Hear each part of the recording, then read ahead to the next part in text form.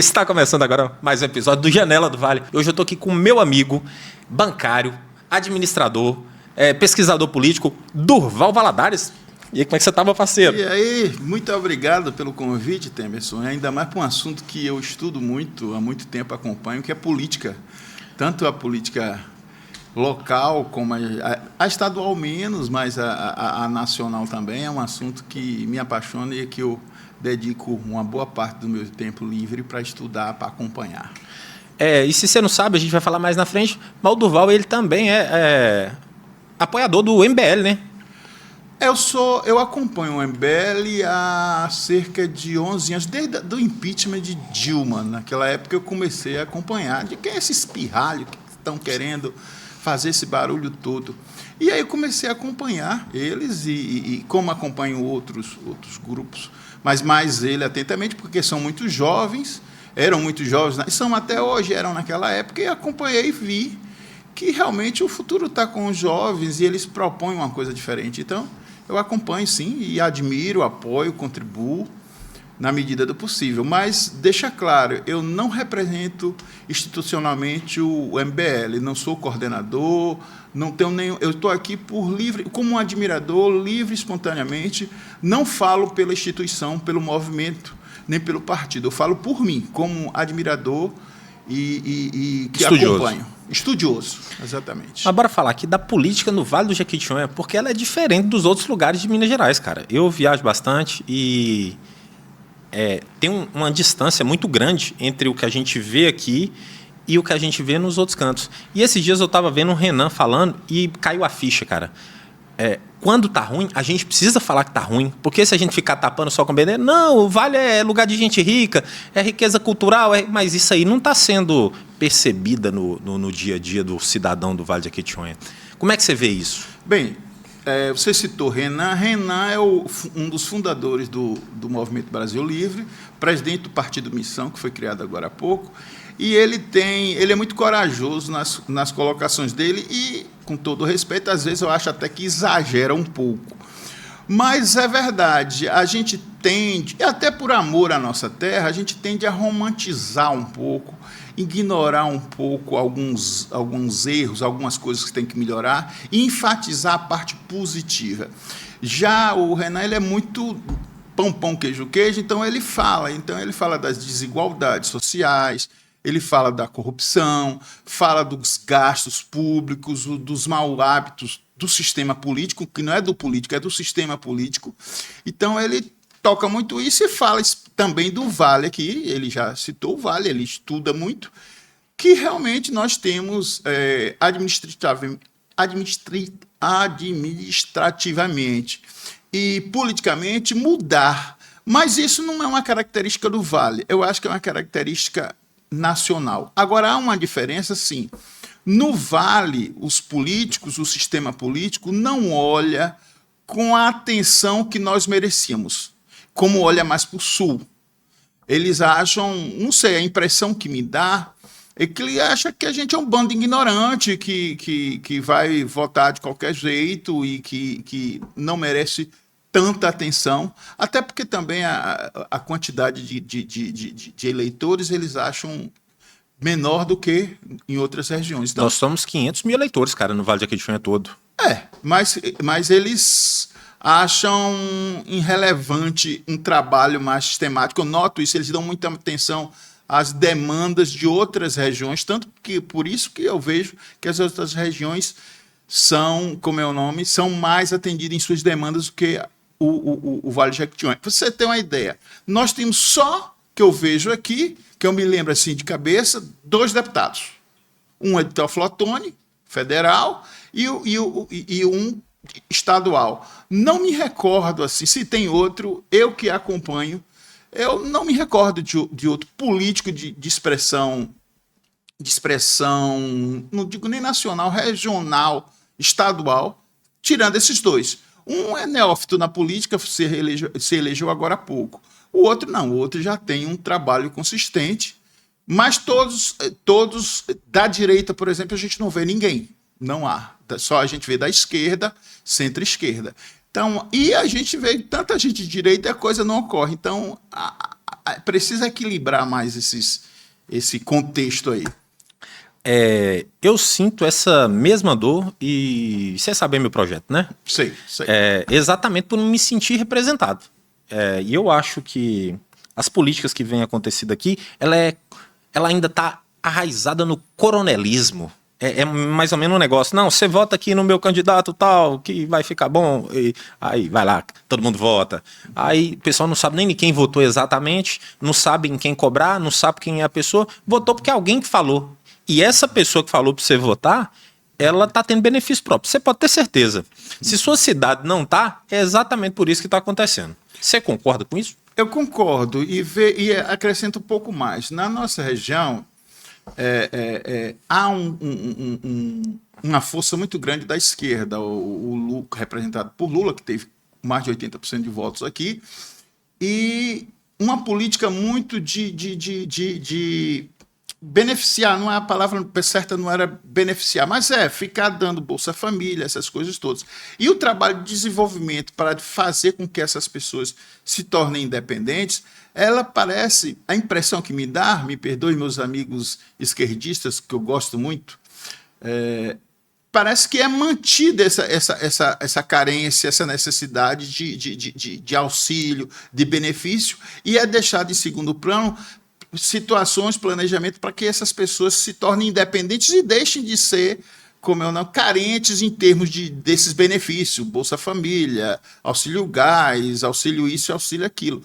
Isso acaba criando um círculo vicioso e a maioria dos políticos, não só de esquerda, mas de direita também, do sistema político, acaba usando isso como moeda de troca para voto, fidelização de eleitor. Com certeza, mas só que eu entendo o pessoal que vota na esquerda, por dois motivos. Primeiro que a narrativa o da direita é contra o próprio. E isso é uma mentira. E a segunda, é muito melhor você estar perto de alguém que fala, não, moça, a culpa não é sua, não. É o sistema que é ruim. Você está esforçando aí, mas é porque por ser é mais difícil. Teve alguma coisa fácil na sua vida, Durval? Olha, eu me sinto um privilegiado. Agora, fácil não teve. Eu acho que não tem na vida de ninguém. A gente chega aqui, a gente chega para trabalhar, para ralar todo mundo. Temos essa cultura, que é uma cultura nacional de não valorização do trabalho, como deveria ser. Não valorização do estudo, como deveria ser. E que valoriza muito aquela camaradagem, que é delícia, é o diferencial nosso, do brasileiro. Não digo nem do Vale, que também o povo do Vale, eu não sou daqui, o povo é muito acolhedor, mas a gente negligencia o trabalho, o estudo, acaba, de certa forma, se acomodando. Então, essa cultura de que o empresário, e também tem essa cultura, o empresário é um explorador de mão de obra. É o malvado. É o malvado. Então, essa cultura tem que ser mudada, porque o empresário é o que movimenta o país. Mas ainda é essa cultura. E é por causa disso que as pessoas compraram essa narrativa há muito tempo atrás. O PT foi muito inteligente nessa narrativa. Inteligentíssimo. E ainda prevalece. Está mudando, mas ainda prevalece. Eu sinto que a esquerda ela é como se fosse aquele aspecto materno. Não, vem cá, meu filho, deixa eu te acolher e não sei o quê. Mas só isso não prepara a gente para o mundo. O mundo é uma máquina de moer gente. É cheio de dificuldade, é cheio de responsabilidade, é cheio de deveres. E se a gente só fica com a parte materna da criação como sociedade, a gente acaba pecando em algumas coisas, né? Achando que o mundo tá difícil demais, que tá não sei o quê, e que alguém tem que me dar. Não, cara. Eu acho que faz bem pro camarada ele acordar de manhã e conquistar o dia dele, conquistar algo novo, aprender algo novo, servir para alguém. Eu acho que isso faz parte de um ser humano feliz. E quando o camarada ele se acomoda nessa, não, passa a mãozinha aqui na cabeça, que ele não desenvolve. Precisa ter um equilíbrio. A figura paterna, a materna, é a figura de aconchego, de carinho, de proteção. É uma maravilha isso. Mas o mundo não é só isso. E o que eu percebo que é o seguinte, olha, deixa que eu cuido de você. Basicamente é isso que eu vejo, resumindo, a esquerda. Eu cuido de você, eu te dou isso, eu te cuido, eu te protejo. É muito bonito isso. Só que é migalha, cara. O Mas, camarada ele mas consegue muito mais. não tem condição. Eu acho que o melhor é dizer, olha, eu te dou aqui uns 2 peixes que você está com muito fome, mas eu vou te ensinar a pescar para você me ajudar a doar peixe, para dar para outras pessoas para ensinar a pescar. Esse eu acho que tem que ser a história, e não aquele completo, não, eu cuido de você, depois eu cuido do seu filho, depois eu cuido do seu neto, depois... E fica perpetuando uma dependência, uma cultura do atraso. Entendeu? Exatamente, perpetuando a cultura do atraso. Essa dependência, ela beneficia nas eleições. Porque o camarada ele fica dependendo daquilo e ele precisa votar em alguém que vai manter aquilo.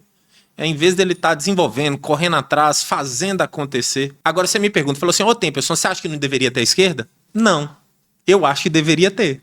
Eu acho que deveria ter a esquerda e a direita sempre. Porque uma ideia sozinha, ela gira demais para um lado. Ela perde a mão. Então tem que ter o equilíbrio das duas partes. A parte materna e a parte bruta ali também, paterna. Né? Minha origem política, de conscientização política, é toda de esquerda. Eu tenho amigos na esquerda, eu fui ligado ao sindicato, ao PCdoB, e a esquerda tem alguns dogmas que são muito interessantes. Mas tudo é equilíbrio, tanto da esquerda como da direita. A esquerda foi fundamental, abriu o leque em algumas coisas com relação à política, tipo política social, aquela coisa toda. Abriu, isso não tenha dúvida. Antes de Lula e depois de Lula, há um aspecto positivo nesse sentido das políticas sociais, de incentivo, essa coisa. O que eu acho que a esquerda se perdeu um pouquinho, exagerou, foi que tentou criar uma dependência. E não é, a gente tem que chegar, ajudar, mas fazer com que a pessoa dê empurrão para a pessoa decolar sozinha. Então eu acho, com todo respeito, que a esquerda, nesse aspecto aí, falha. Já a direita, antes do Lula, era também meio miseravona. Não pode também. Não era. Então, a chegada da esquerda ao poder acabou, de certa forma, nesse aspecto, tendo uma evolução. Hoje a direita já tem uma consciência maior com relação às pessoas de ideologia de direita, que tem que ter um trabalho social, mas não um trabalho que crie dependência. Agora eu noto que a esquerda ainda não acordou para isso de dar independência. Me perdoe a sinceridade, mas o que eu sinto é que ainda há aquele cultivo da dependência. E isso é que eu acho que deve ser combatido. Eu acho que eles já acordaram sim há muito tempo, só que eles entenderam que isso funciona. Eles entenderam que isso funciona e faz bem para se manter no poder. E todo mundo não, né? A maioria das pessoas, quando experimenta o gostinho do poder, ele não quer largar mais. Diz que é uma droga extremamente viciante. Diz que os 3 perigos do mundo é poder, beleza e riqueza. Se você tem poder, você corre um sério risco de se perder no caminho, assim como a beleza e assim como a riqueza. Então a gente tem que ter muito cuidado, porque é complicado, é uma prova muito mais difícil do que a pobreza. Estou falando no sentido espiritual, filosófico, ético, do que é nesse sentido que eu estou falando.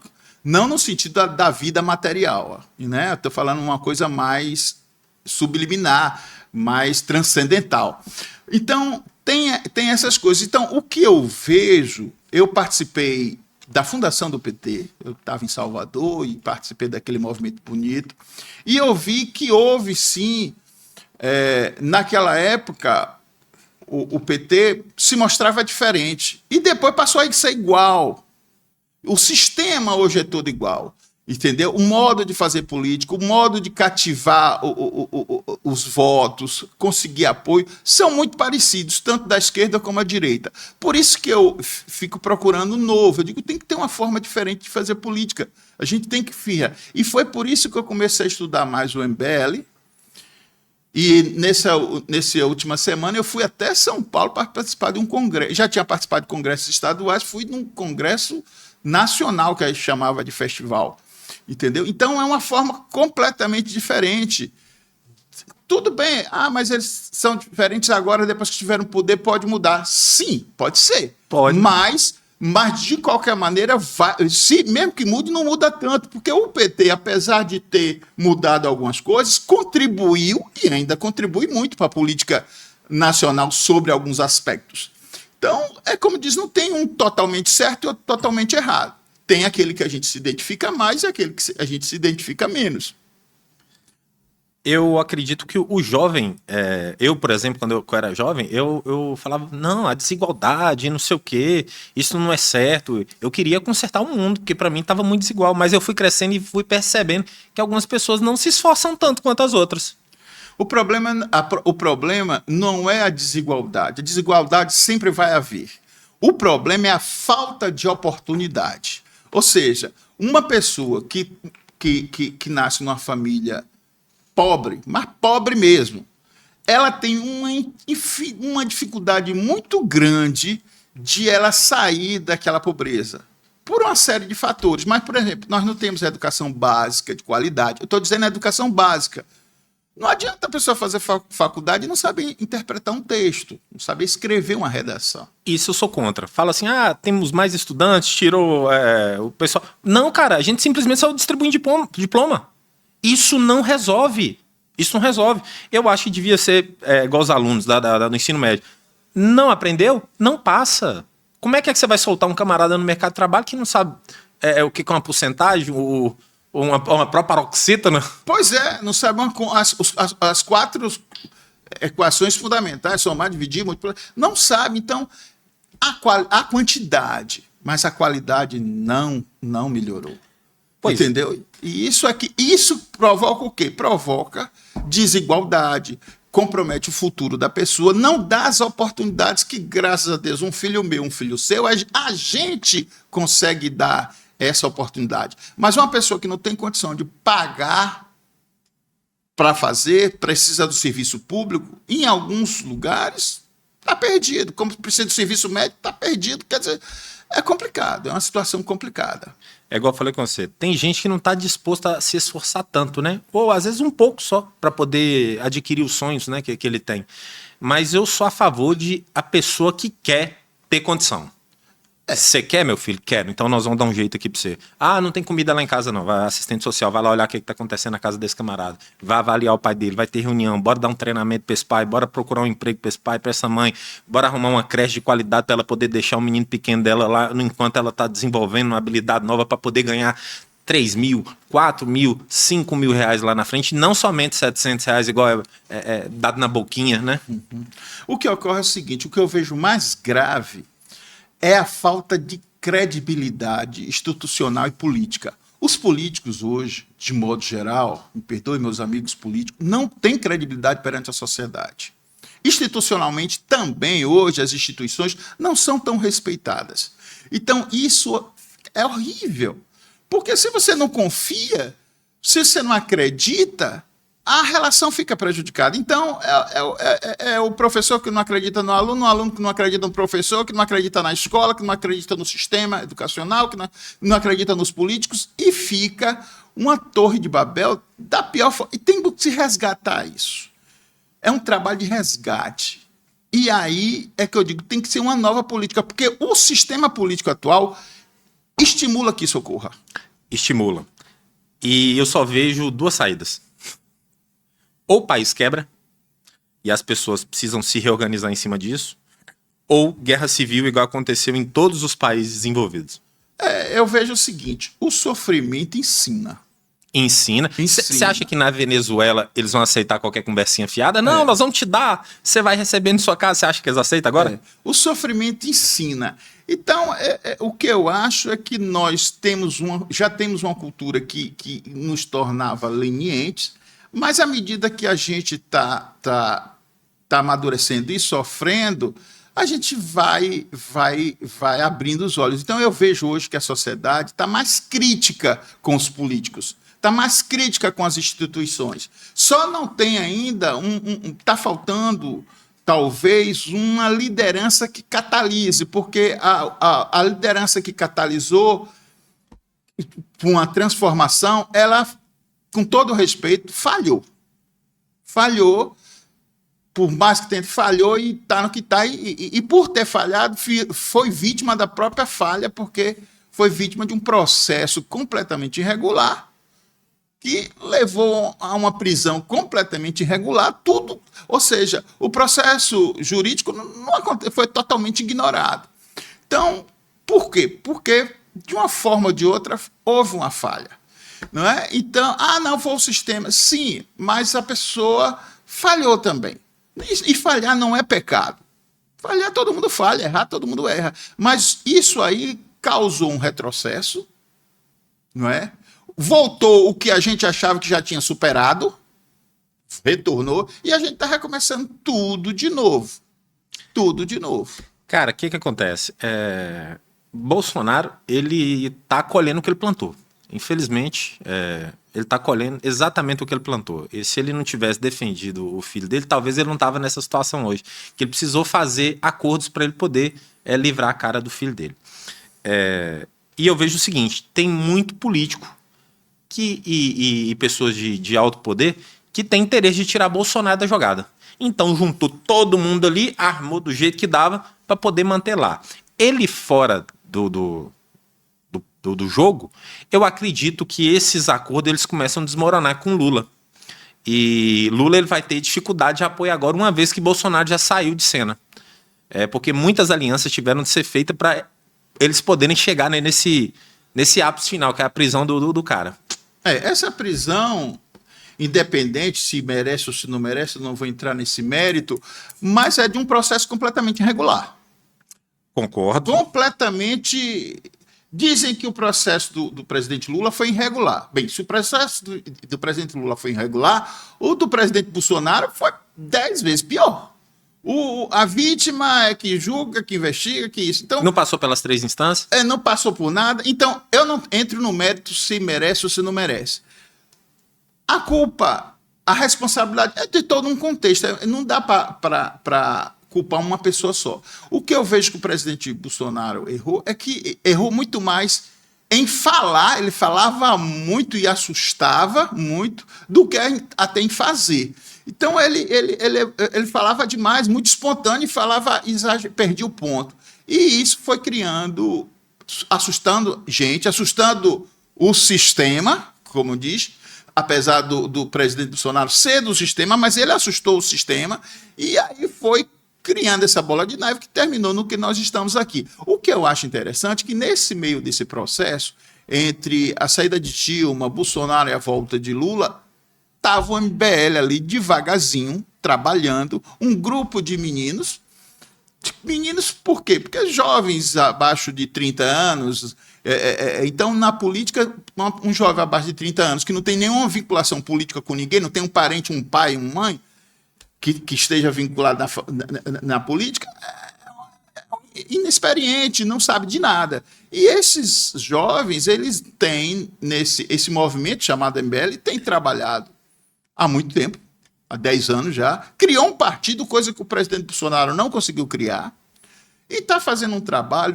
Eu tive agora no festival em São Paulo, 5 mil pessoas no festival, lotado. E olhe, ali 90% pagou para entrar, pagou sua hospedagem, pagou para ir lá. Eu paguei meu hotel, paguei meu avião, paguei minha alimentação. Ou seja, é um processo espontâneo, natural, das pessoas que estão carentes de mudanças políticas. O sistema político, ele está ultrapassado, ele está podre, ele tira comida de quem está com fome, ele tira remédio de quem está doente, ele compromete o futuro, não dando uma educação de qualidade, ele compromete o presente porque não dá segurança. Então, é um sistema, independente da ideologia, falido. E o que eu vejo que os nossos políticos tradicionais, que naturalmente se adaptaram aos sistemas e sobrevivem com eles, não têm coragem nem disposição de mudar, de tentar mudar, porque é complicado. É um trabalho, convenhamos, que é muito complicado e arriscado. Tanto que o presidente Bolsonaro, que entrou para mudar, não conseguiu mudar. Acabou se adaptando ao sistema, ao centrão, ao modo de fazer política do Centrão, que é basicamente o mesmo modo de fazer política da esquerda também, porque o Centrão é incrível, ele é amigo de Bolsonaro e amigo de Lula. É interessantíssimo, são ninja. Do jeito que o vento tá tocando, eles viram. Ele vai, do jeito que, entendeu? Então, o que é que acontece? É o sistema como um todo que precisa de uma disrupção, de uma mudança, não de um rompimento. Eu não sou favorável à radicalidade no sentido de uma guerra civil, isso não, mas de uma disrupção, de um grupo novo que chegue com vontade, com coragem e disposição para fazer. Eu enxergo muito isso no MBL e no Partido Missão. São jovens geralmente são mais aguerridos mesmo, estão querendo inovar e eles estão inovando da política. Então, cara, esse negócio de direita e esquerda, você acha que tanto a direita quanto a esquerda ela se beneficia com essa narrativa de não um lado e outro, e a gente acaba não prestando atenção onde é que a gente realmente tem que olhar? Que a gente acaba entrando em guerra com meu amigo, com meu vizinho, com o fulano que mora ali na outra cidade, porque ele é do time diferente do meu, e a gente não olha se o time tá jogando direito, se tá sendo honesto, se tá entregando o que promete. O que ocorre, na minha opinião, é o seguinte: cada um tem um direito, e é natural que seja assim, e é democrático, é justo, de se identificar por qualquer tipo de ideologia, dentro da legalidade, né? Direita, esquerda, centro-direita, porque tem umas ideologias aí da Alemanha lá que essa aí não tem nada a ver, né? Mas dentro da normalidade, cada um pode se identificar. O que eu vejo, tem coisas boas na esquerda e tem coisas boas na ideologia de direita. Não tem uma melhor do que a outra. Quando a gente fala isso, o pessoal acha que a gente é isento, cara. Mas não é, ué. Eu acho babaquice o camarada que acha que só um lado é que tá certo. É que tá certo, não é. Agora, o que tá faltando aqui é idoneidade, compromisso social, tanto da esquerda como da direita. Compromisso. Gente, olhe, se desvia remédio de doente. Pelo amor de Deus. Como é que o cara dorme com isso, velho? O cara deve ser muito sangue frio, não acreditar em Deus, eu acredito, né? Não acredito. Se rouba remédio de comida de quem está com fome. Cesta básica, desvia daqui para fazer voto. E não acontece nada. Todo mundo sabe. A sociedade aceita. A sociedade aceita. Se for do time dela. Política. Não, mas eu vejo assim: a política é assim mesmo. Política é assim. Eu vou te contar uma história engraçada. Eu fui candidato a vereador e um amigo meu, um amigo assim conhecido: senhor Durval, eu quero votar no senhor. Muito obrigado. Mas o senhor paga 3 contas de energia minha que está atrasada? Eu disse: olha, eu vou te ajudar. Mas eu não pago, mas vou te ajudar. Procure fulano, que eu soube, não sei se é verdade, que estão pagando. Mas candidatos também. Candidatos também. Estão pagando, não sei se é verdade, mas vai lá. Eu estou lhe dizendo que eu não. Mas se o fulano pagar, eu quero votar no senhor. Eu digo: vote. Não tem problema, eu agradeço. Mas se ele pagar, eu tenho que votar nele. Eu digo: então vote nele, resolva seu problema e vote nele. Ô, senhor Durval, o senhor ganha bem, o senhor é rico, por que o senhor não paga para mim? Eu disse: olha, primeiro, obrigado, eu não sou tão rico como pareço ser, ou vocês acham que eu sou, não é isso. Mas esse dinheiro eu não tenho. E é um dinheiro meu que eu não vou envolver nisso. Isso porque se eu pagar para você, eu vou pagar para todo mundo. E no meio político, no sistema político, que pode ser de esquerda e de direita, normalmente acontece, aqui em Almenara foi uma exceção, usa-se isso. Então, de uma forma ou de outra, dá um jeito que não é do dinheiro do próprio candidato, até porque a lei proíbe, mas de forma, digamos assim, heterodoxa, para fazer isso. Se aproveita porque a justiça não dá conta de tanta coisa. E é difícil você provar todo um processo legal, aquela coisa toda. Então, isso acontece. E não é na nossa região, não é na nossa cidade. É sistêmico, institucionalizado. E isso é que tem que ser combatido devagar, não é de um dia para o outro, não é mais combatido. Mas, por exemplo, a criminalidade é um fato. Como é que pode um cidadão ser preso 80 vezes e ser solto 80 vezes? Não está funcionando o sistema. Não está funcionando. Tem alguma coisa errada.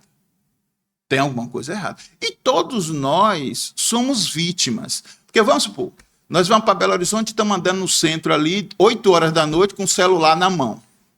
Aí o cara rouba a gente. A culpa é nossa. Porque a gente estava andando com o celular na mão. Tá errado. A gente pode ter facilitado. Mas quem cometeu o crime e merece punição é a pessoa que roubou. E se todo mundo fosse punido, a gente ia poder, 8 horas, 9 horas, 10 horas da noite, andar no centro de Belo Horizonte com o telefone celular na mão, sem medo de ser assaltado. Mas a impunidade é grande, tem aquela justificativa que é até bonita, é romântica, de que pode recuperar, que temos que recuperar. Mas, olha, nós temos filhos, você é pai de família, eu também sou. Meus filhos estão criados, mas suas filhas estão em criação. Às vezes a gente tem que repreender, a gente tem que dar o freio.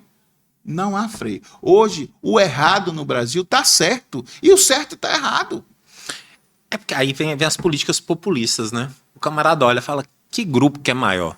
O das pessoas que querem um negócio funcionando ou dos bandidos que roubam telefone? Acho que tem mais gente que rouba telefone. Aí ele vai e defende esse negócio, aí vai pro populismo, vai pro oba-oba. Aí vem o problema da democracia. Na democracia, tende a ser eleito o popular. E não necessariamente, dificilmente, o popular ele vai fazer uma boa gestão. Porque uma boa gestão ela não é popular. Ela desagrada algumas pessoas. Porque eu preciso falar não para diversos indivíduos particulares para poder falar um sim para a maioria. E as pessoas se vendem por tão pouco, por uma conta de luz, e elas não percebem que quando elas estão se vendendo ali, elas estão se prejudicando lá na frente 50, 100 vezes mais. O que eu noto é o seguinte, a pessoa não se vende, a pessoa vê aquela coisa toda, tá na chuva e quer, tá no baile e quer dançar, é o jogo, é o play, tá no game, é o play, né? É o game, é o jogo. Então ela joga o jogo. O que eu vejo bastante é falta de exemplo na liderança. Os líderes nossos, os nossos líderes não dão exemplo. A nossa sociedade também aceita, vota, elege e reelege. E acha que é do jogo, que é normal, que faz parte. Então está todo mundo aceitando isso de forma muito natural. Houve um movimento que Bolsonaro entrou e encarnou uma mudança que acabou não acontecendo. Então, isso gerou uma frustração da sociedade. E é isso mesmo, é assim mesmo, salve-se quem puder, farinha pouco, meu pirão primeiro. E fica cada um buscando o seu pirão primeiro e não tem pirão para todo mundo. E se é como um acidente de avião. Se for devagarzinho, todo mundo fazendo sua parte, salva mais gente. É como no campo de futebol japonês. Acabou o jogo, cada um limpa a sua parte. E quando todo mundo sai, o estádio está mais limpo do que antes do jogo. Então, a gente está faltando. E aí eu lhe digo, é a sociedade, são os formadores de opinião, os nossos líderes, dá exemplo. Nós tivemos agora há pouco um deputado que até admirava ele. Que ele fez rachadinha, admitiu que fez rachadinha. E sabe o que aconteceu com ele? Nada. O outro aqui, esse banqueiro aí, 14 bilhões, sabe o que aconteceu com ele? Nada. Não, ele tem prisão domiciliar. 14 bi. Aí a sociedade se revolta com um cara que roubou um celular e deve se revoltar, é justo. Mas os 14 bi eu acho que ainda diz assim, pô, o cara é esperto, ó, virou barão. Merecia nosso desprezo.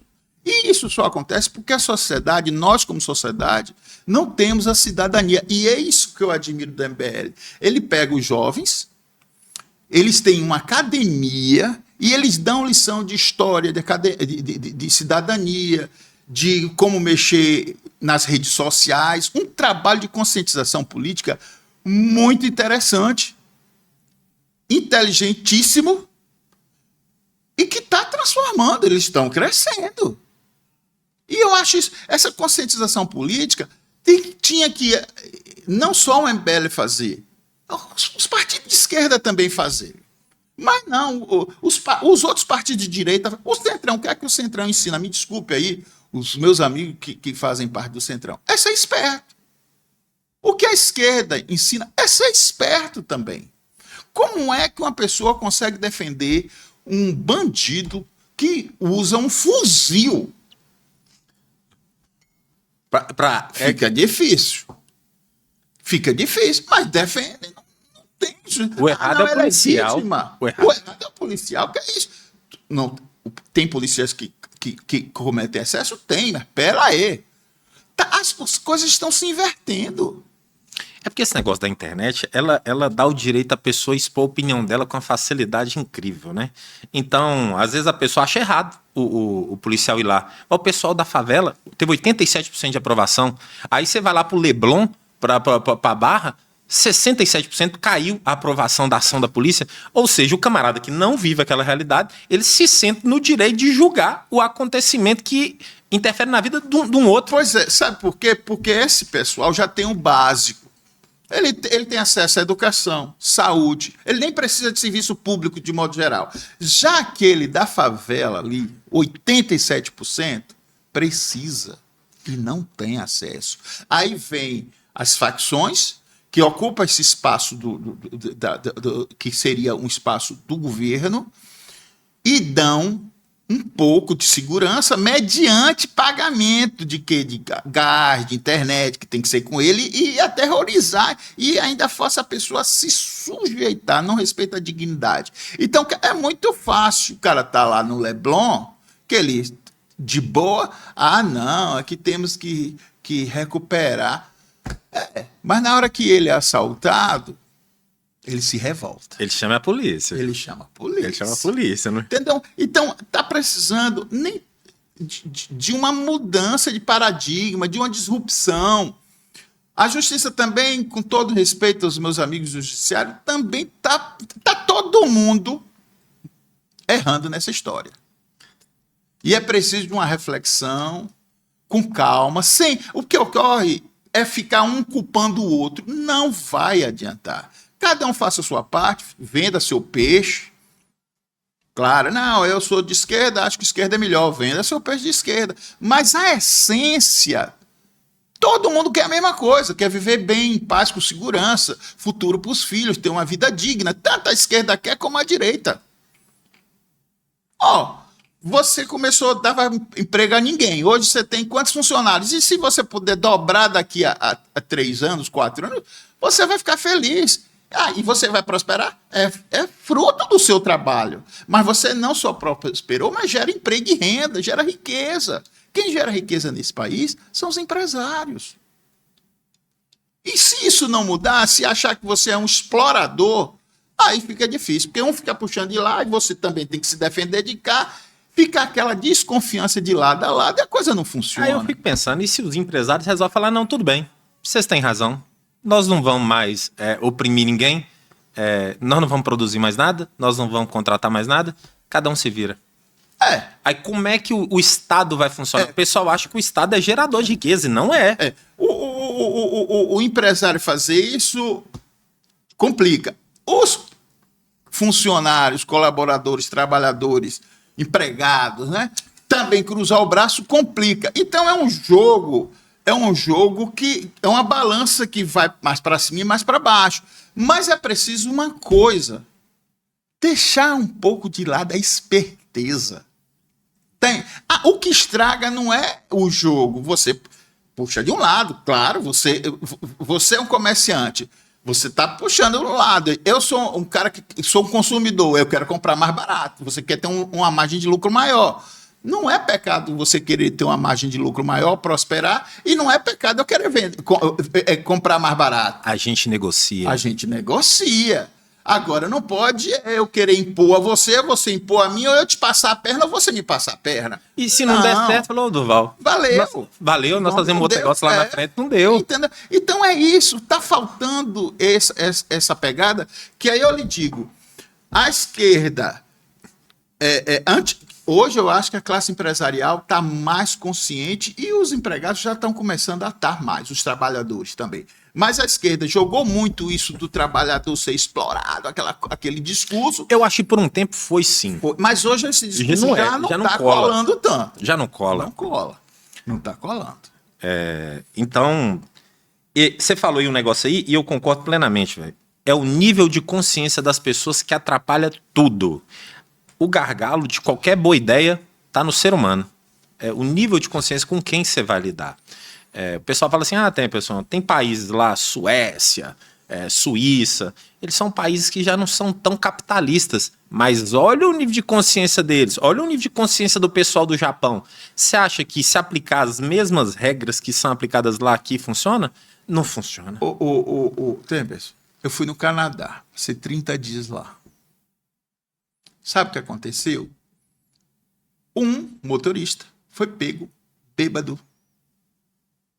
Ele dirigiu, estacionou o carro, aí a viatura veio, ele estava bêbado, alcoolizado. Estava alto, não estava bêbado, embriagado de cair no chão, mas estava alto. Sabe o que aconteceu com esse cidadão? 2 anos de cadeia e uma multa. A gente olha aqui para o Brasil e diz, é um exagero. Pela nossa cultura é um exagero. Mas lá a coisa funciona. E ele pode ser filho do prefeito, do deputado, do presidente, de quem ele for. A coisa funciona. Lá é melhor do que aqui, é porque a coisa funciona. E aqui, 90% dos abusos que ocorrem aqui, da esquerda, da direita, do cidadão, é porque inconscientemente sabe que a coisa não funciona. Vai dar um jeitinho, vai dar um jeitinho. Eu conheço fulano? Eu conheço fulano, o guarda me conhece, aí o guarda conhece mesmo, passa a mão, e lá vai. A lei e você não também sabe com quem você está falando? E a coisa vai acontecendo. A gente cria um círculo, a gente está num círculo vicioso. Mas vamos ser igual ao Canadá? Não, mas a gente pode começar a mudar aos pouquinhos, devagar, mas ir mudando. E falta exemplo, a gente falta liderança. Exemplo, eu li num lugar uma vez, coloque seus heróis no mais alto nível moral. Aí vem uma criança, coloca um Oruan da vida, coloca um rapper. O camarada ser bom em alguma coisa, isso não quer dizer que ele tem um nível moral satisfatório, não. Um jogador de futebol, isso não quer dizer que ele entende muito da vida, não. Muito pelo contrário. E as pessoas acabam botando essas pessoas como herói, seguindo esses exemplos e achando que a vida é isso mesmo. Eu ia falar aqui com você o seguinte, as pessoas elas querem muito liberdade. E a liberdade sem responsabilidade, ela é um caminho pro inferno, cara. A vida própria do camarada vai de ladeira abaixo e de quem estiver perto com ele. E aqui no Brasil é isso. Meus direitos, e seus deveres, porra. O problema a liberdade de um termina quando começa do outro. E não sabem disso. E se a pessoa não respeita o outro, tem que ser repreendida e até punida, se for o caso. O problema é que quem respeita a liberdade dos outros e que é responsável é tirado de bobo, de otário, de vacilão, de covarde, de medroso. E o esperto, o malandro, até a gente na nossa cultura, o malandro é o esperto, é o safo. Ó, bonito, como é que ele fez? Entendeu? O cara é um otário ali, ele passou a perna no otário, o otário é otário. Tá tudo precisando ter uma mudança. Mas isso é o quê? Fruto de uma cultura que a gente quer de ancestralidade, tem seu charme, não deixa de ter, mas falta basicamente educação básica. O que levanta um país é educação, trabalho, instituição, lei. O canadense, ou o inglês, ou seja lá, o suíço, ele cumpre a lei não é porque ele é melhor do que o brasileiro, não. É porque ele sabe que se ele vacilar, ele passa 1 ano preso. Paga multa. Não, mas chega uma hora que o nível de consciência da pessoa, ela tá ok, cara. Aí já aceitou na boa. É isso. Eu tenho um amigo já assimilou. Eu tenho um amigo que ele é ateu, né? E ele é muito certinho com as coisas, velho. Nossa senhora. Até com... certinho demais. Aí eu pergunto, ele falou assim, ô fulano, por que você é certinho desse jeito? Se você não acredita que tem inferno, que tem céu? Ele falou, não, Tempos, eu percebi que as coisas funcionam melhor quando você faz do jeito certo. E funcionam. Você vai fazer negócio com um camarada que chega atrasado? Não vai. Faz? Eu não faço. Fica Eu não faço. difícil. O camarada mentiroso, você faz negócio com mentiroso? Você vai abrir Pois é. uma oportunidade bacana para um mentiroso? Vai fazer uma sociedade com ele? Mas olha o detalhe, a coisa mais importante é o voto. A pessoa vota. A pessoa vota. A sociedade vota. Olha, a classe política tá ruim. E cada vez piora. Quem vota na classe política? Quem vota no político? Somos nós. Então a responsabilidade é nossa. Ah, a lei não pune. Sim, punimos nós. Com o voto, não votamos nele. Não, mas é normal. Não, se ele me der pagar minha conta de luz, eu vou ter que votar nele. Porque ele paga a minha conta de luz com o meu dinheiro que ele tira de algum lugar que vai me fazer falta. É um remédio que faz falta à escola do meu filho, é isso. Mas a pessoa não tem essa consciência. E os formadores de opinião, a maioria deles, entrou nesse oba-oba de polarização política e aí a coisa desanda. Aí é que eu vejo que a minha geração, eu tenho 60 anos, a minha geração fracassou. A minha geração pegou, eu quando tinha 10 anos, o nosso país era mais sério, podia ser mais atrasado. Mas uma coisa é ser atrasado, outra coisa é ser sério, respeitável. O cara pode ser atrasado, mas ser respeitável. O meu país era mais respeitável, as instituições eram mais respeitadas, os professores eram mais respeitados do que agora. O respeito acabou, cara. Acabou. Ninguém acredita em ninguém, ninguém considera ninguém. E sem respeito, meu amigo, sem ordem, sem disciplina, vira anarquia. Você sabe por que o respeito foi inventado? Por que o respeito foi inventado? Foi invenção o respeito. Hum. É para colocar onde é que não tem amor. Então, se você não me ama, não, tudo bem. Respeita. Nem gosto, nem precisa nem gostar de mim, respeita. Respeita. É para isso que o respeito foi feito. E não existe amor sem respeito. Não confundir com intimidade, privacidade, você ficar à vontade de a gente fazer uma resenha, eu com você, você comigo. Mas não existe amor, camaradagem, amizade sem respeito. E é respeito a tudo, ao dinheiro do outro, ao tempo do outro, o espaço do outro, a família do outro, privacidade do outro. Tudo tem que ter respeito, até no amor. Sem respeito não é amor. É sacanagem. Depende do tipo de amor que você está falando. Eu estou falando um amor fraterno. Não, também, cabe de tudo. Eu entendi outro amor mais libidinoso. Não, cabe de tudo. É sacanagem. Não tem respeito, é sacanagem. Vira anarquia. Então, tem que ter respeito. Sem respeito não há amor. Agora, pode ter respeito sem amor. Agora, amor sem respeito não existe. O camarada que bota o carro dele na vaga de deficiente, ele está respeitando o deficiente? As pessoas elas estão olhando muito pro próprio umbigo. Tem uma parábola oriental, uma historinha oriental, que conta o seguinte, que o inferno, um monte de pessoas tem comida gostosa, mas eles não conseguem comer porque as colheres são muito grandes. Grande demais, então não dá para vir na boca.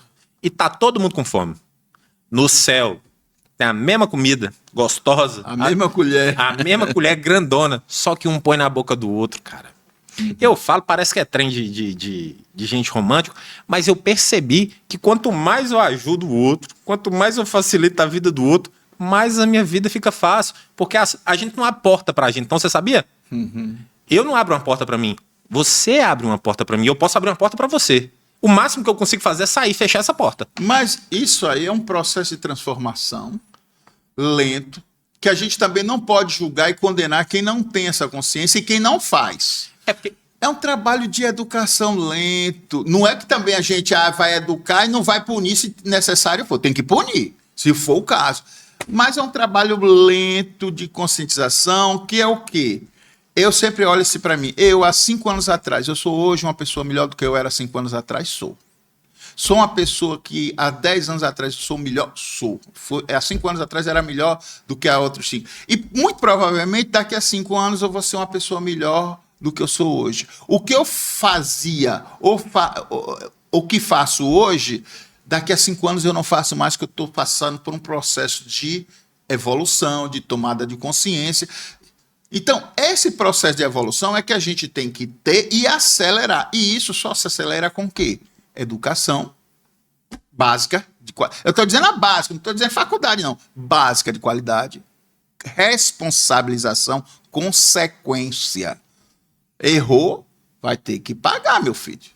A família, você acha que ela é um papel importante nesse desenvolvimento desse tipo de consciência? A família é a célula mata da sociedade. É o básico do básico do básico. É a referência principal. O problema é que até a família, hoje, está desvalorizada. Tá, não. Eu vejo gente contra a família. Não, a família, nós precisamos destruir a família brasileira, que ela é o problema Não, da nossa agenda. Que é isso? A família, seja ela de que tipo for, homem, mulher, mulher, mulher, homem, homem, não importa. É a base. É melhor. É a base de qualquer cidadão, de qualquer criança e de qualquer cidadão. Então, o que é que acontece? A gente tem que respeitar e tem que valorizar. Os maiores problemas, segundo os estudos, é de quem não tem família, em primeiro lugar, ou que tem família desestruturada, em segundo lugar. Quem não tem família precisa de ajuda, e quem tem família desestruturada precisa de ajuda. No sentido, se a pessoa tem recurso, pode buscar recurso, e se não tiver, o Estado chegar para ajudar. Mas não é também ficar ajudando, é ajudar e cobrar. Não, você ajuda de verdade quando você transforma a vida da pessoa. Se você só tapa buraco ali, você não está ajudando. Não está ajudando. Se você chega eu aprendi uma coisa que diz a seguinte: não dê esmola. Se você quer fazer caridade, dê para uma instituição de caridade, mas não dê esmola à pessoa. E eu aprendi isso, eu não dou. Uai, tem um menininho aqui que vem aqui direto aqui na loja, né? Aí ele me pede coisa, eu pego e falo assim, não, te dá, eu não te dou nada. Não me pede que eu te dou. Não me pede que eu não dou. Mas toda vez que ele vem vendendo o bombonzinho dele, eu compro. Eu compro o bombom dele. E eu falo com ele, eu não vou te dar nada, porque se você acostumar a pedir, você não vai querer trabalhar mais. Se acostumar a ganhar, você não vai querer trabalhar mais. Exatamente. Claro que como nós somos um povo muito sentimentalismo, a gente é sentimental, ali, romântico, caridoso, a gente acaba confundindo isso. Mas, na verdade, o que você está fazendo é o certo. E olhe, eu trabalhei em instituição de caridade. Fazendo caridade. Fazer caridade é uma dificuldade enorme, porque quem recebe a caridade dá um trabalho sem limite. Quem ouvir a gente aqui que faz caridade sabe o que eu estou falando. É tudo muito complicado, porque a pessoa não aceita, porque essa pessoa está cheia de mau hábito, e você tem que ir ajeitando. É complicado. Então, você não dá o dinheiro, mas quando ele chega com um doce, ou se você diz, ó, eu te dou, mas eu estou precisando disso aqui, você faz isso aqui para mim? Ele vai lá e faz, tá, então toma. Você está estimulando a pessoa a ser empreendedor, aquela coisa toda. Dá é fácil. Tome. O difícil é educar, é muito orientar. Eu vejo, às vezes, em algumas famílias, inclusive, né, estruturadas, às vezes os pais eles não querem entrar em atrito com o filho, cara. Eu falo com as minhas meninas, eu gosto tanto de vocês que eu vou deixar vocês com raiva de mim várias vezes. Vou falar o que precisa ser falado, vou dizer não quando eu achar que precisa ser dito. E tem pais que não querem fazer isso. Olha, tem um ditado que diz que eu fiz a reflexão, vou te convidar, você e as pessoas que nos assistem. Quando foi que a gente mais cresceu? Foi quando a gente recebeu um sim ou quando a gente recebeu um não? O não. Foi quando alguém te deu alguma coisa ou alguém te desafiou a você conquistar isso? E disse, eu não vou te dar não porque você pode conquistar, vá à luta. Eu te ajudo até, te estimulo, mas não vou te dar. É o não. Você quer ver onde é que foi que eu cresci? Desafia. Onde é que foi que eu cresci? 2 vezes na vida, falaram assim, você não vai conseguir fazer. Não vai conseguir. Eu falei, eu vou provar que é filha da puta.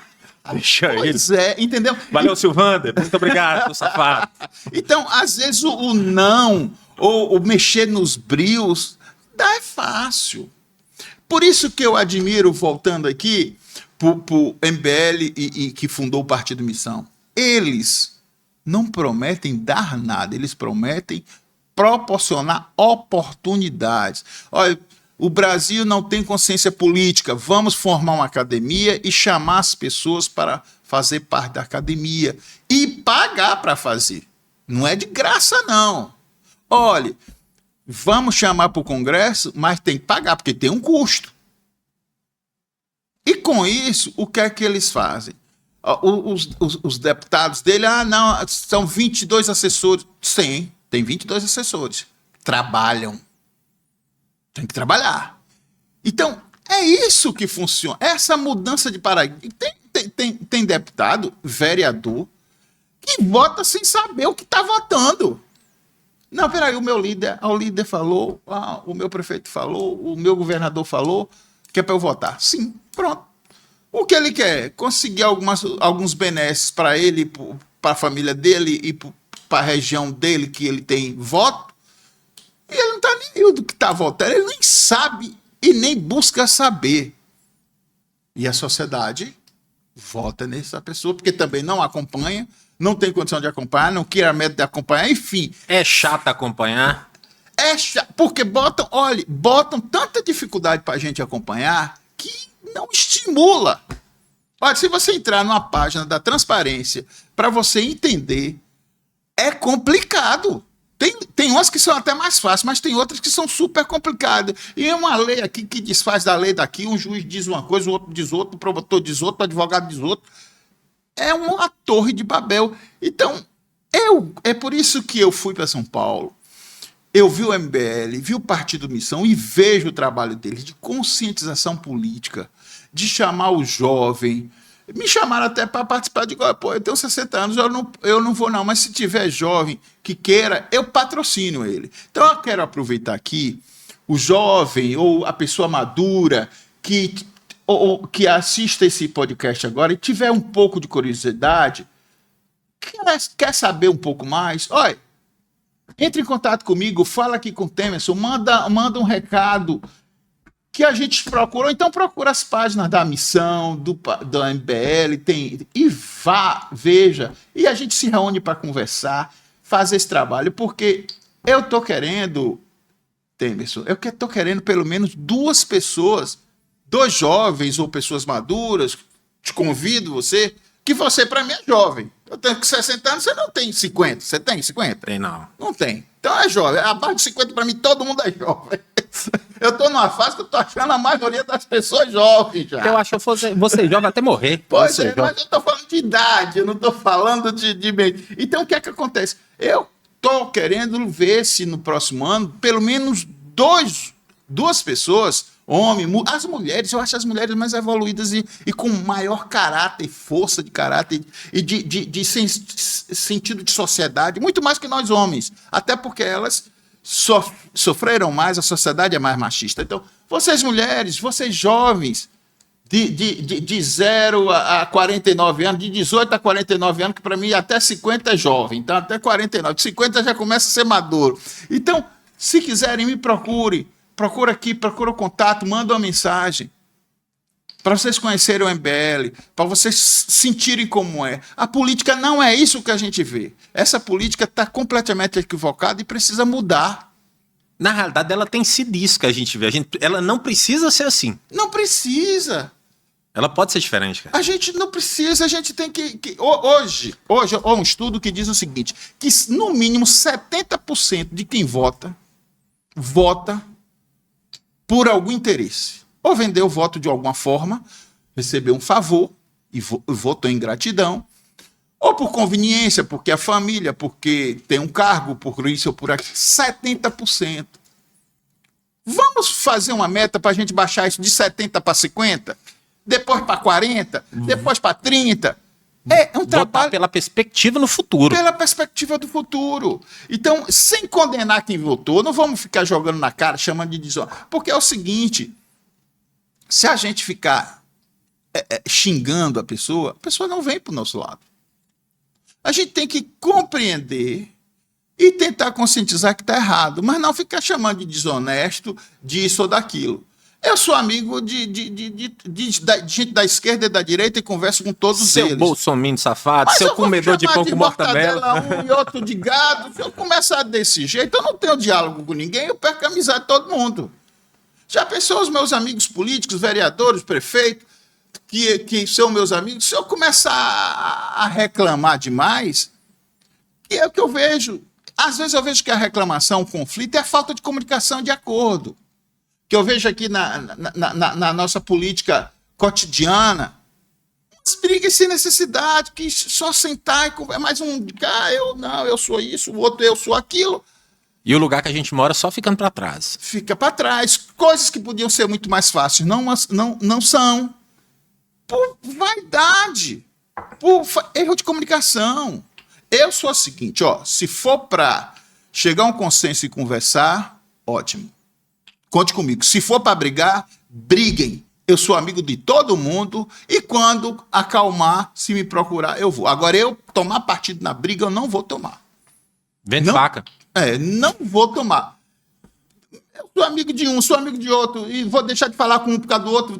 Não, eu sou amigo de todo mundo, procuro a conciliação, e eu vejo na nossa política ainda essa guerra, essa polarização maluca, que a gente critica um político adversário nosso que faz, mas o político que a gente se identifica faz a mesma coisa e a gente finge que não vê. Eu dei o nome de partime. Não é o partido, não é o partime do cara. Pera aí, vamos. Se não joga pedra no um, não joga pedra no outro e vamos tentar melhorar um e o outro. Agora não, você pode fazer o que você quiser, que tá perdoado. Você não pode fazer nada. E fazendo nada tá errado também. Fica complicado. Falta um pouco de equilíbrio, de pensar a longo prazo. Quem é cristão? Olha, a sociedade escolheu Barrabás. Não escolheu Jesus. A democracia, pra você ver. Hoje, é popular. É democrática. Claro, houve manipulação dos políticos da época, dos religiosos da época, mas escolheram. Barrabás ganhou, foi o esperto, parabéns. Até hoje, nós estamos escolhendo o errado. O Barrabás. A sociedade está escolhendo Barrabás, elegendo Barrabás na Câmara de Vereadores, na Prefeitura, claro, devido exceções. Meu amigo Eduardo, não estou falando de você, não. Meus amigos vereadores, não estou falando de Almenara. Eu estou falando do sistema. Estão escolhendo Barrabás. E deixando.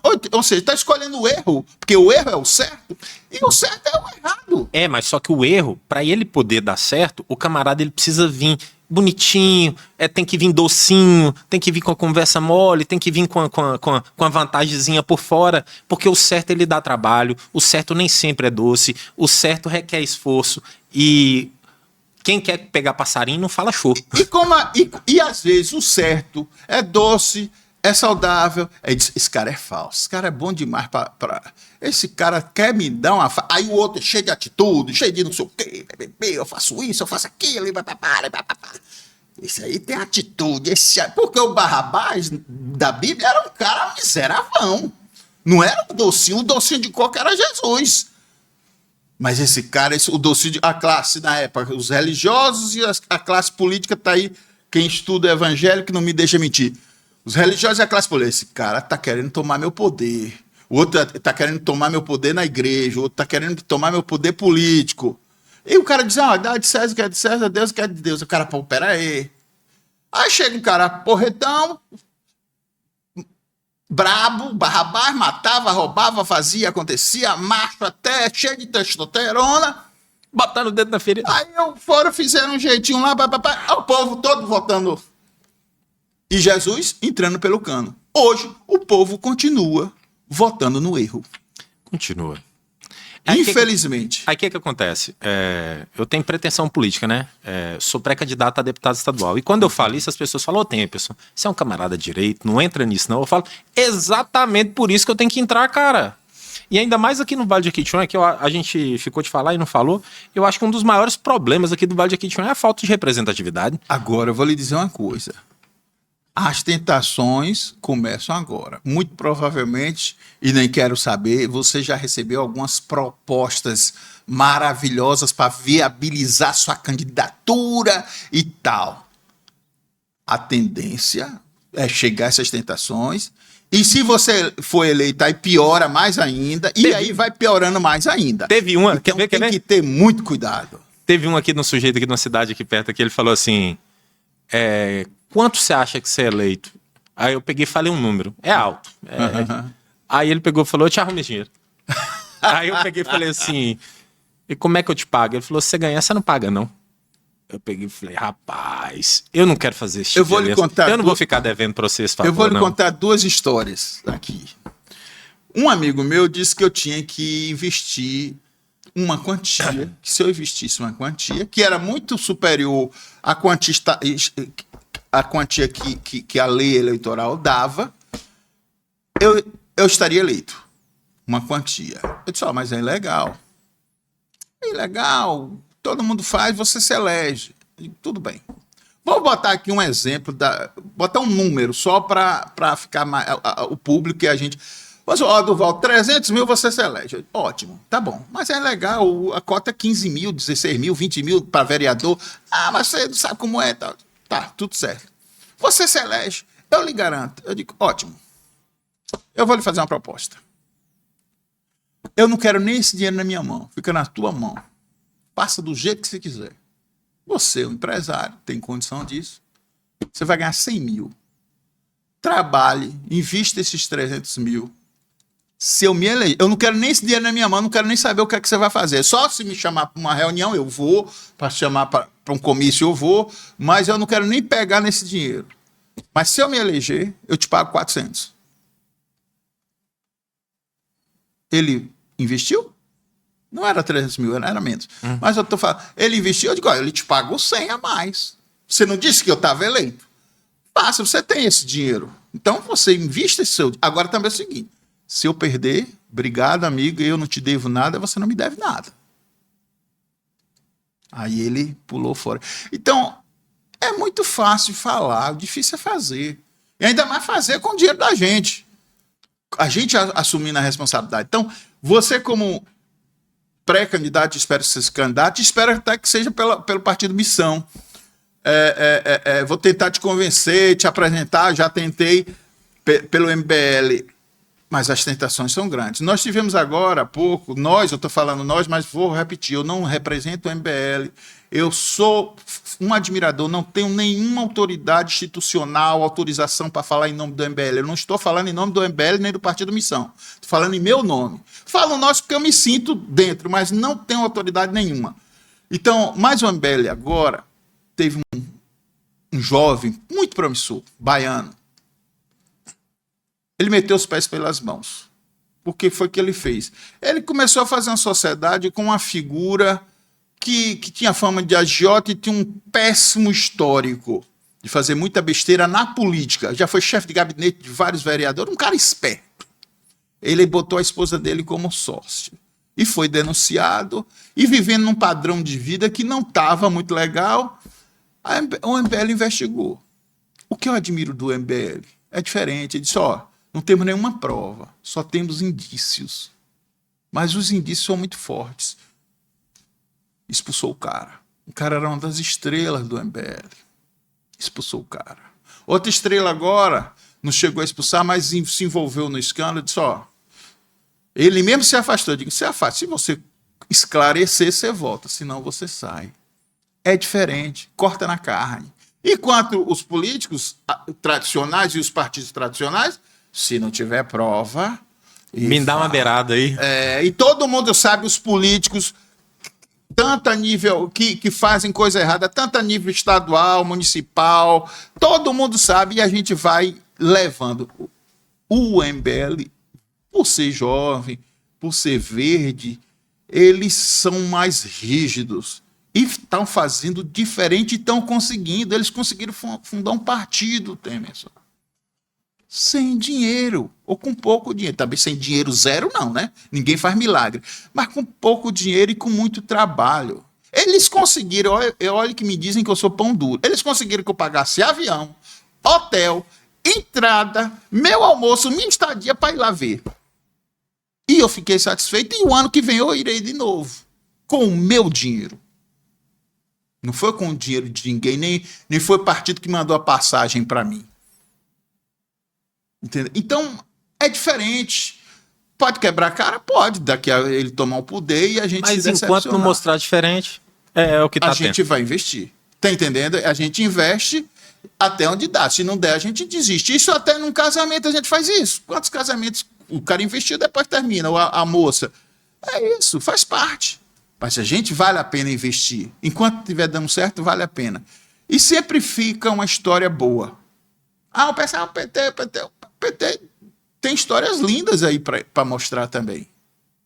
Bolsonaro também tem histórias bonitas para mostrar. Tem erros? Tem. Mas tem história. Vamos olhar mais o lado positivo e a gente procurar melhorar mais. É isso. Não é ficar nessa guerra. Eu acho que essa. Quem perde é a gente. Eu gosto muito desse. É melhor um bom acordo, um mau acordo que uma boa briga.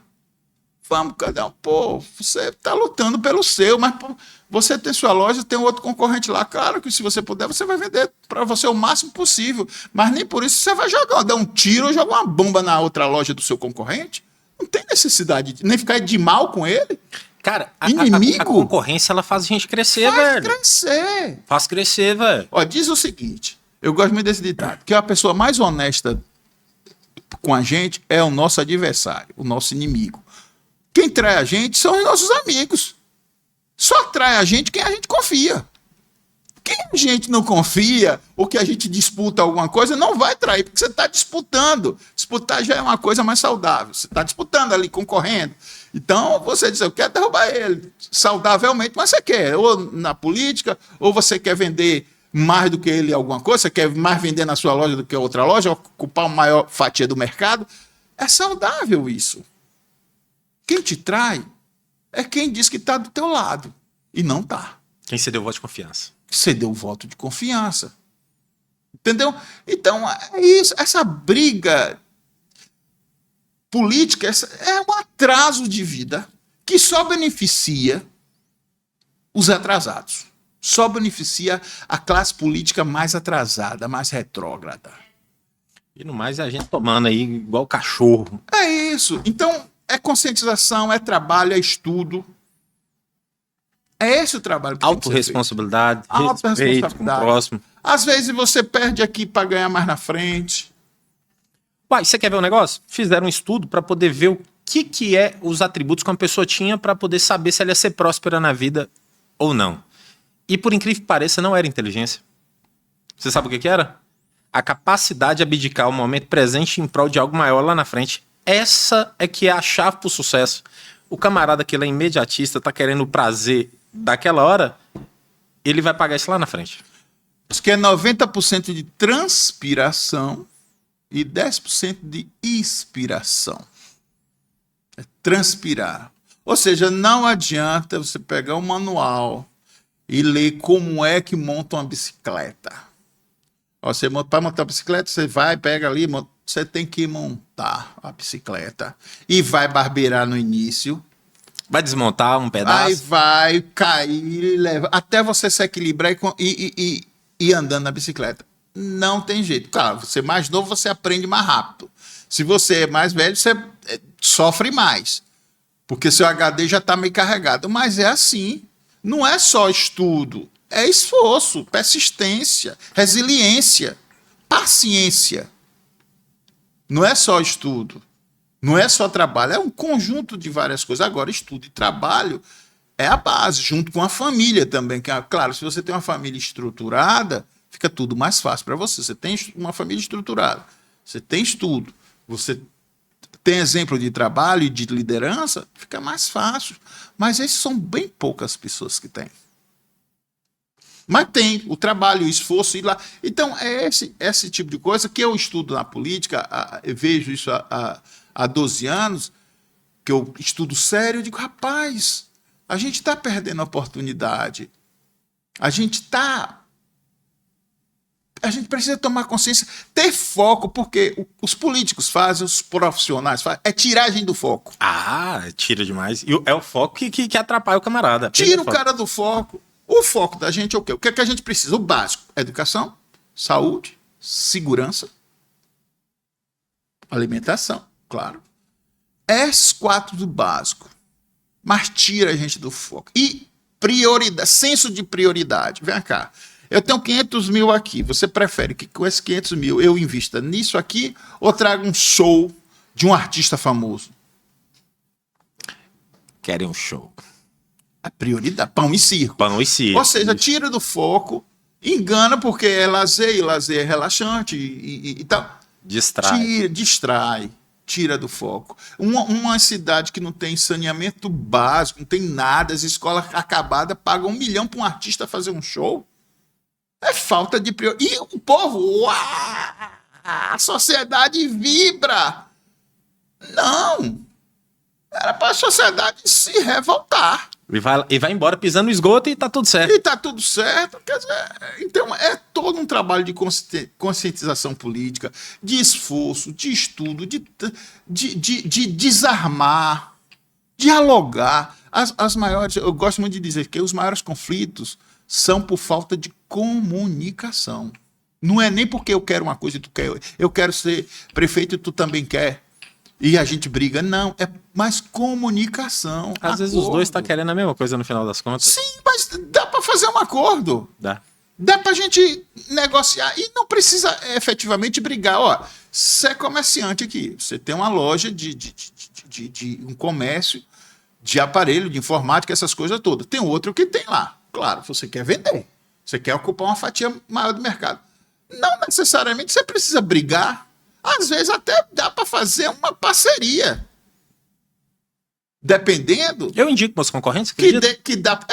Eu falei, eu não tenho não, vai lá em fulano. Vai lá em fulano, ó, eu já vim aqui uma vez e só vem cá. Ah, não tem não. Me indica onde é. E me indicaram. Não foi nem você, não foi nem você. Foi um funcionário. Me indicou, eu fui lá e resolvi o problema. É isso. Então, aí a coisa. Não, eu tenho que torcer que ele faça horrível, acabe com tudo, para que eu possa vir.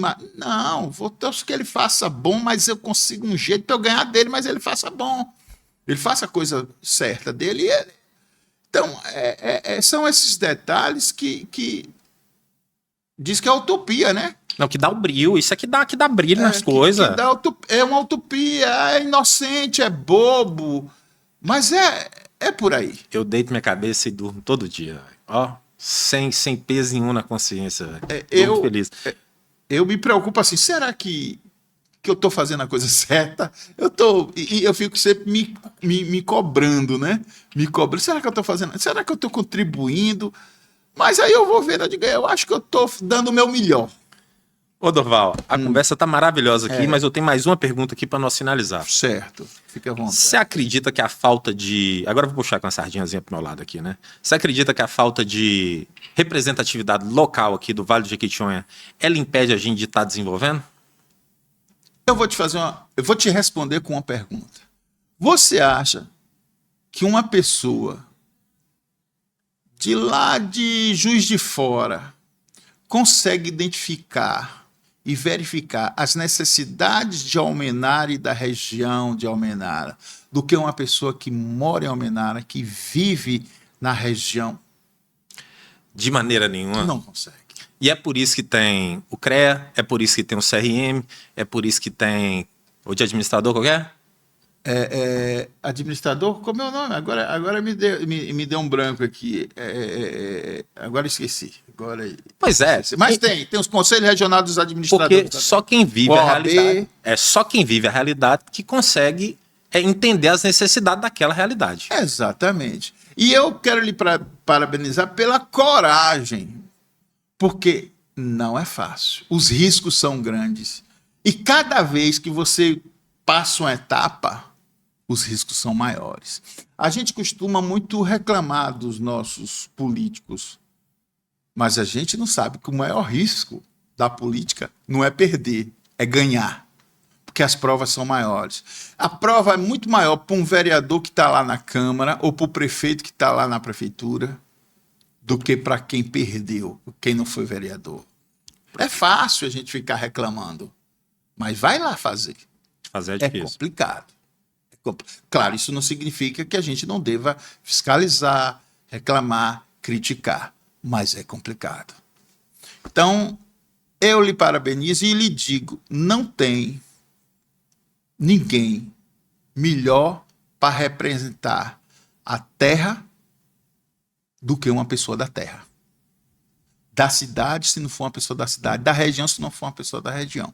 Então, na minha opinião, você, independente de suas qualificações, porque você ser da terra, já é, como é o nome, o mais qualificado.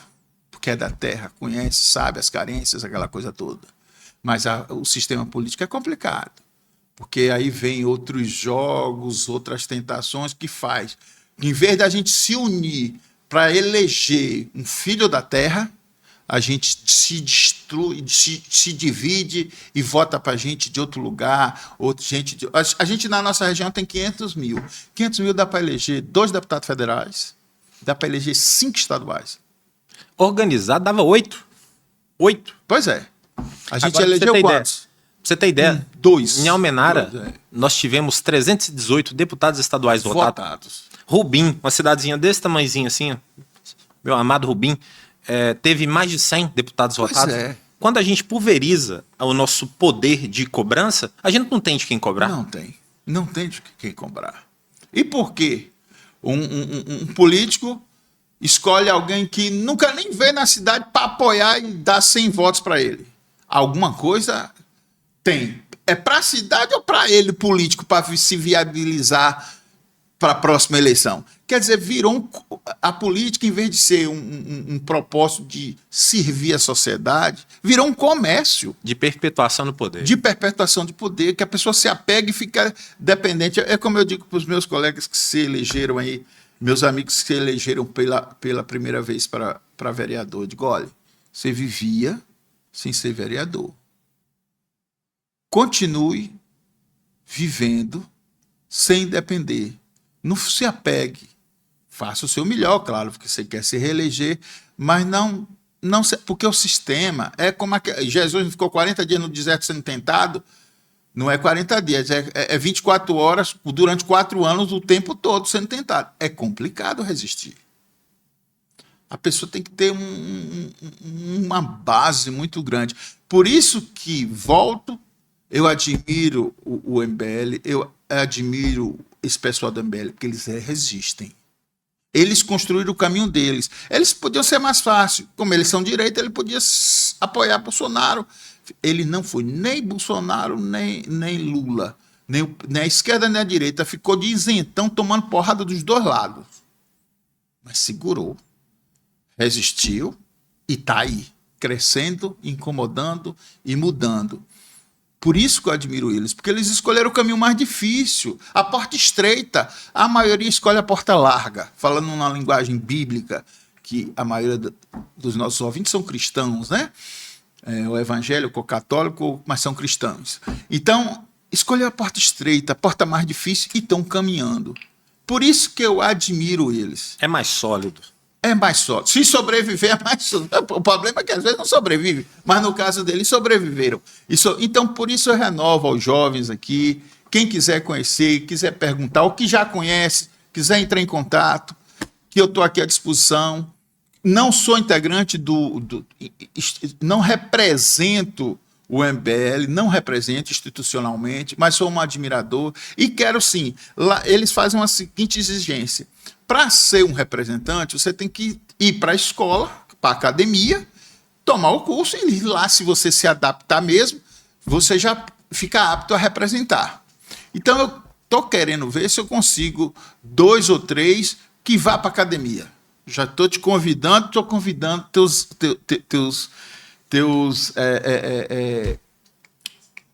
as pessoas que te seguem.